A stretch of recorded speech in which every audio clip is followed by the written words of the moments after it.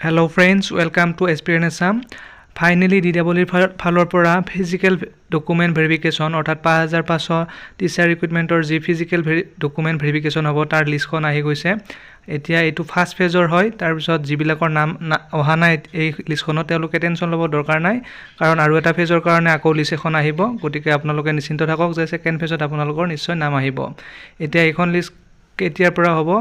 20 তাৰিখৰ পৰা এখন 29 মাৰ্চলৈকে 20 মাৰ্চৰ পৰা 29 মাৰ্চলৈকে এই ফাৰ্স্ট ফেজৰ খিনিৰ ডকুমেন্ট ভেৰিফিকেশন হ'ব। টাইম আছে 10 AM অনৱাৰ্ডছ আৰু ভেনু কোড খানাপাৰাত ৰোহিণীকাখ য'ত আসাম এগ্ৰিকালচাৰ ইউনিভাৰ্চিটি আছে তাত হ'ব এইটো।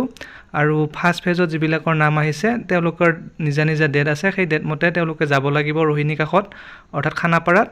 আৰু যিবিলাকৰ নাম অহা নাই তেওঁলোকে টেনচন লোৱা দৰকাৰ নাই, কাৰণ সেকেন্ড ফেজত তেওঁলোকৰ নাম আহিব। আৰু এটা ফেজ আহিব, সেইটো হৈছে 1 এপ্ৰিলৰ পৰা 11 এপ্ৰিললৈ, অৰ্থাৎ এপ্ৰিলৰ প্ৰথম সপ্তাহ আৰু সেকেন্ড সপ্তাহত আহিব সেইখন লিষ্ট। গতিকে আপোনালোকে ধৈৰ্য ধৰক, নিশ্চয় আহিব।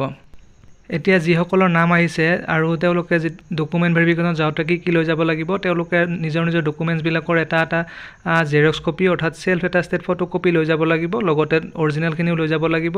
তাৰ পিছত অনলাইন আবেদন কৰোঁতে যিখন একনলেজমেন্ট আহিছিল আৰু বেলেগ যিকেইখন ফৰ্ম ওলাইছিল ফৰ্ম ফিল আপ কৰোঁতে সেইখন লৈ যাব লাগিব। আৰু যিবিলাক কেণ্ডিডেটে নেকি ফলছ ডকুমেন্ট ছাবমিট কৰিছে তেওঁলোকৰ নাম কেনসেল হ'ব বুলি লেখা আছে আৰু তেওঁলোকৰ ওপৰত লিগেল একশ্যন ল'ব।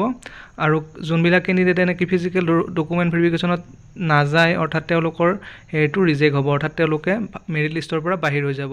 আজিৰ ভিডিঅ'টো এইখিনিয়ে, ধন্যবাদ।